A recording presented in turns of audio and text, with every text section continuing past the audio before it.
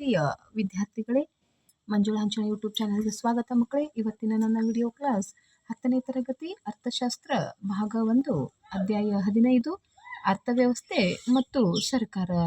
ಈ ಪಾಠದ ಅಭ್ಯಾಸದ ಪ್ರಶ್ನೆಗಳಿಗೆ ಉತ್ತರಗಳನ್ನು ನೋಡೋಣ. ಈ ಒಂದು ವಿಡಿಯೋ ನಿಮಗೆ ಇಷ್ಟವಾದಲ್ಲಿ ಸಬ್ಸ್ಕ್ರೈಬ್ ಮಾಡಿ, ಶೇರ್ ಮಾಡಿ, ಲೈಕನ್ನು ಕೊಡಿ. ಪೂರ್ತಿ ವಿಡಿಯೋ ಮುಗಿಯುವವರೆಗೂ ವಾಚ್ ಮಾಡಿ ಮಕ್ಕಳೇ. ಅಭ್ಯಾಸಗಳು. ಮುಖ್ಯ ರೋಮನ್ ಸಂಖ್ಯೆ 1, ಈ ಕೆಳಗಿನ ವಾಕ್ಯಗಳಲ್ಲಿ ಖಾಲಿ ಬಿಟ್ಟಿರುವ ಜಾಗಗಳನ್ನು ಭರ್ತಿ ಮಾಡಿರಿ. ಮೊದಲನೆಯ ಬಿಟ್ಟಸ್ಥಳದ ವಾಕ್ಯ, 20ನೇ ಶತಮಾನದಲ್ಲಿ ಸರ್ಕಾರಗಳು ಆರ್ಥಿಕ ಅಭಿವೃದ್ಧಿಯ ತಂತ್ರವಾಗಿ ಆರ್ಥಿಕ ಯೋಜನೆಗಳನ್ನು ಜಾರಿಗೆ ತಂದವು. ಇದರ ಬಿಟ್ಟಸ್ಥಳದ ಪದ ಆರ್ಥಿಕ ಯೋಜನೆಗಳ. ಎರಡನೆಯ ವಾಕ್ಯ, ಭಾರತದಲ್ಲಿ ಪಂಚವಾರ್ಷಿಕ ಯೋಜನೆಗಳನ್ನು ರೂಪಿಸುವ ಸಂಸ್ಥೆ ಡ್ಯಾಶ್. ಸರಿಯಾದ ಪದ ಭಾರತದಲ್ಲಿ ಪಂಚವಾರ್ಷಿಕ ಯೋಜನೆಗಳನ್ನು ರೂಪಿಸುವ ಸಂಸ್ಥೆ ರಾಷ್ಟ್ರೀಯ ಯೋಜನಾ ಆಯೋಗ. ಮೂರನೆಯ ವಾಕ್ಯ, 11ನೆಯ ಪಂಚವಾರ್ಷಿಕ ಯೋಜನೆಯಲ್ಲಿ ಡ್ಯಾಶ್ಗೆ ಪ್ರಾಮುಖ್ಯತೆ ನೀಡಲಾಯಿತು. ಸರಿಯಾದ ಪದ 11ನೆಯ ಪಂಚವಾರ್ಷಿಕ ಯೋಜನೆಗಳಲ್ಲಿ ಎಲ್ಲರನ್ನೂ ಒಳಗೊಂಡ ಬೆಳವಣಿಗೆಗೆ ಪ್ರಾಮುಖ್ಯತೆ ನೀಡಲಾಯಿತು. ನಾಲ್ಕನೆಯ ವಾಕ್ಯ, ಭಾರತದ ಹಸಿರು ಕ್ರಾಂತಿಯ ಪಿತಾಮಹ ಡ್ಯಾಶ್. ಸರಿಯಾದ ಪದ ಭಾರತದ ಹಸಿರು ಕ್ರಾಂತಿಯ ಪಿತಾಮಹ ಡಾಕ್ಟರ್ ಎಂ.ಎಸ್. ಸ್ವಾಮಿನಾಥನ್. ಐದನೆಯ ವಾಕ್ಯ, ಪರಿಸರ ಸ್ನೇಹಿ ಹಾಗೂ ಸುಸ್ಥಿರ ಕೃಷಿಗಾಗಿ ಸರ್ಕಾರವು ರೈತರಿಗೆ ಡ್ಯಾಶ್ ವಿಧಾನವನ್ನು ಬಳಸುವಂತೆ ಪ್ರೋತ್ಸಾಹಿಸುತ್ತದೆ. ಸರಿಯಾದ ಪದ ಪರಿಸರ ಸ್ನೇಹಿ ಹಾಗೂ ಸುಸ್ಥಿರ ಕೃಷಿಗಾಗಿ ಸರ್ಕಾರವು ರೈತರಿಗೆ ಸಾವಯವ ಕೃಷಿ ವಿಧಾನವನ್ನು ಬಳಸುವಂತೆ ಪ್ರೋತ್ಸಾಹಿಸುತ್ತದೆ. ಆರನೆಯ ಬಿಟ್ಟಸ್ಥಳದ ವಾಕ್ಯ, ನೀತಿ ಆಯೋಗವು ಡ್ಯಾಶ್ ರಂದು ಸ್ಥಾಪಿತವಾಯಿತು. ಸರಿಯಾದ ಪದ ನೀತಿ ಆಯೋಗವು 2015 ಜನವರಿ 1 ರಂದು ಸ್ಥಾಪಿತವಾಯಿತು.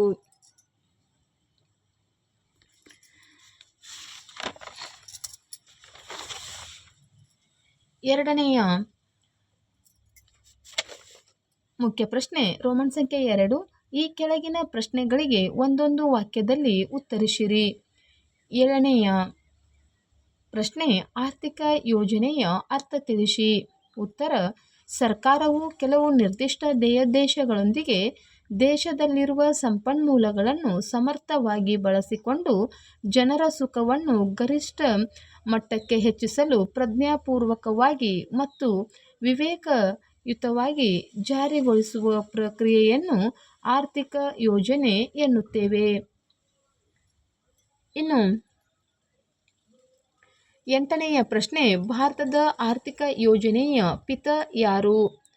ಉತ್ತರ, ಭಾರತದ ಆರ್ಥಿಕ ಯೋಜನೆಯ ಪಿತಾಮಹ ಸರ್ ಎಂ ವಿಶ್ವೇಶ್ವರಯ್ಯ. 9ನೆಯ ಪ್ರಶ್ನೆ, ಪಂಚವಾರ್ಷಿಕ ಯೋಜನೆಗಳಿಗೆ ಅನುಮೋದನೆ ನೀಡುವ ಸಂಸ್ಥೆ ಯಾವುದು? ಉತ್ತರ, ಪಂಚವಾರ್ಷಿಕ ಯೋಜನೆಗಳಿಗೆ ಅನುಮೋದನೆ ನೀಡುವ ಸಂಸ್ಥೆ ರಾಷ್ಟ್ರೀಯ ಅಭಿವೃದ್ಧಿ ಮಂಡಳಿ.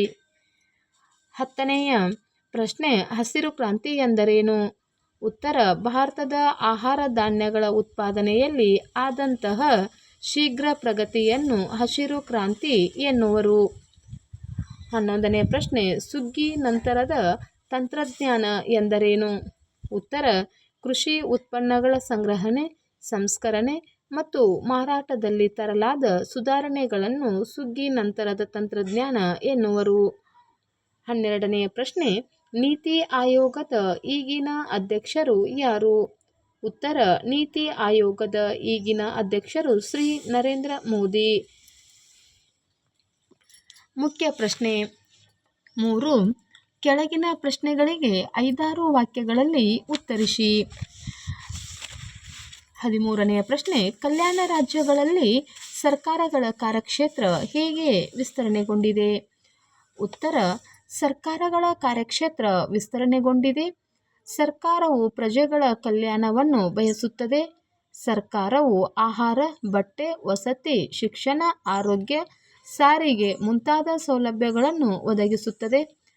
ಪ್ರಜೆಗಳ ಸಮಸ್ಯೆ ಬಗೆಹರಿಸುವಲ್ಲಿ ಸರ್ಕಾರವು ಮಧ್ಯಪ್ರವೇಶ. ಸರ್ಕಾರವು ಆರ್ಥಿಕ ಸ್ಥಿರತೆ ಬಯಸುತ್ತದೆ. ನಂತರ ಸರ್ಕಾರವು ಸಾಮಾಜಿಕ ನ್ಯಾಯ ಒದಗಿಸುತ್ತದೆ. ಸರ್ಕಾರವು ಆರ್ಥಿಕ ಅಸಮಾನತೆ ನಿವಾರಣೆಗೆ ಪ್ರಯತ್ನಿಸುತ್ತದೆ. ನಂತರ ಸರ್ಕಾರವು ಬಡತನ ನಿರ್ಮೂಲನೆಗೆ ಪ್ರಯತ್ನಿಸುತ್ತದೆ. ಮಕ್ಕಳೇ, ಇವೆಲ್ಲವೂ ಕಲ್ಯಾಣ ರಾಜ್ಯಗಳಲ್ಲಿ ಸರ್ಕಾರಗಳ ಕಾರ್ಯಕ್ಷೇತ್ರದ ವಿಸ್ತರಣೆಯಾಗಿದೆ. ಇನ್ನು 14ನೆಯ ಪ್ರಶ್ನೆ, ಪಂಚವಾರ್ಷಿಕ ಯೋಜನೆಗಳ ಉದ್ದೇಶಗಳನ್ನು ಬರೆಯಿರಿ.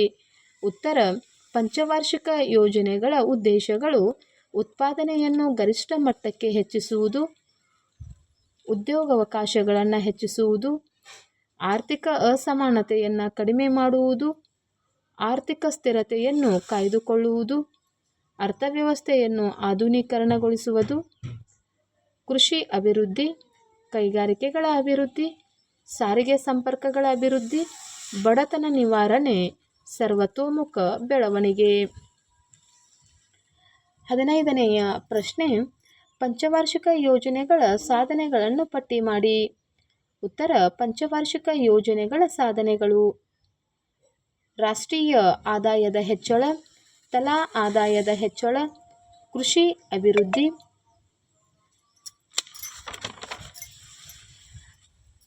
ಕೈಗಾರಿಕೆಗಳ ಅಭಿವೃದ್ಧಿ, ಆಹಾರ ಉತ್ಪಾದನೆಯಲ್ಲಿ ಹೆಚ್ಚಳ, ಉದ್ಯೋಗ ಸೃಷ್ಟಿ, ವಿಜ್ಞಾನ ತಂತ್ರಜ್ಞಾನದಲ್ಲಿ ಪ್ರಗತಿ, ರಫ್ತು ಹೆಚ್ಚಳ, ಜನರ ನಿರೀಕ್ಷಿತ ಜೀವಿತಾವಧಿ ಹೆಚ್ಚಳ. 16ನೆಯ ಪ್ರಶ್ನೆ, ಹಸಿರು ಕ್ರಾಂತಿಗೆ ಪ್ರೇರಣೆಯಾದ ಅಂಶಗಳ್ಯಾವುವು? ಉತ್ತರ: ಹಸಿರು ಕ್ರಾಂತಿಗೆ ಪ್ರೇರಣೆಯಾದ ಅಂಶಗಳನ್ನು ನೋಡೋಣ.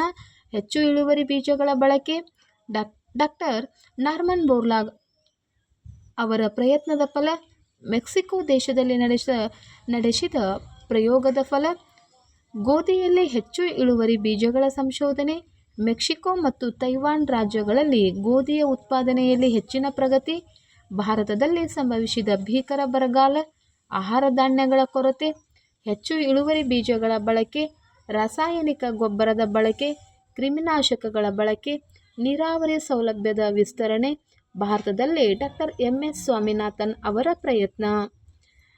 17ನೆಯ ಪ್ರಶ್ನೆ, ಕೃಷಿ ವಲಯವು ಎದುರಿಸುತ್ತಿರುವ ಸಮಸ್ಯೆಗಳ್ಯಾವುವು? ಸಮಸ್ಯೆಗಳಿಗೆ ಪರಿಹಾರಗಳೇನು? ಮತ್ತೊಮ್ಮೆ ಪ್ರಶ್ನೆಯನ್ನು ನೋಡೋಣ. ಕೃಷಿ ವಲಯವು ಎದುರಿಸುತ್ತಿರುವ ಸಮಸ್ಯೆಗಳಿಗೆ ಪರಿಹಾರಗಳೇನು?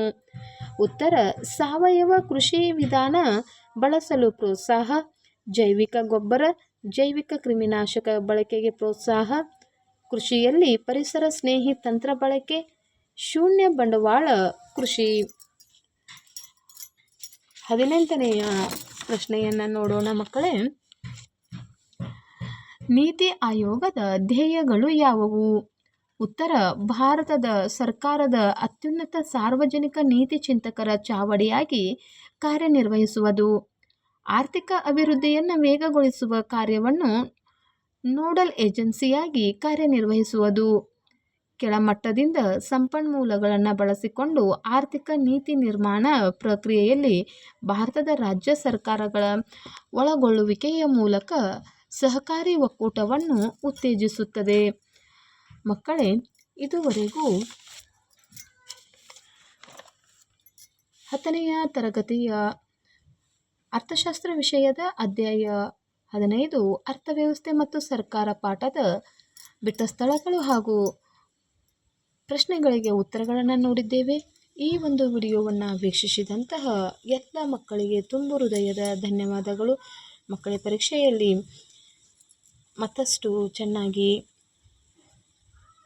ಓದಿ ಅಂಕಗಳನ್ನು ಗಳಿಸಿ. Take care, bye. Thank you.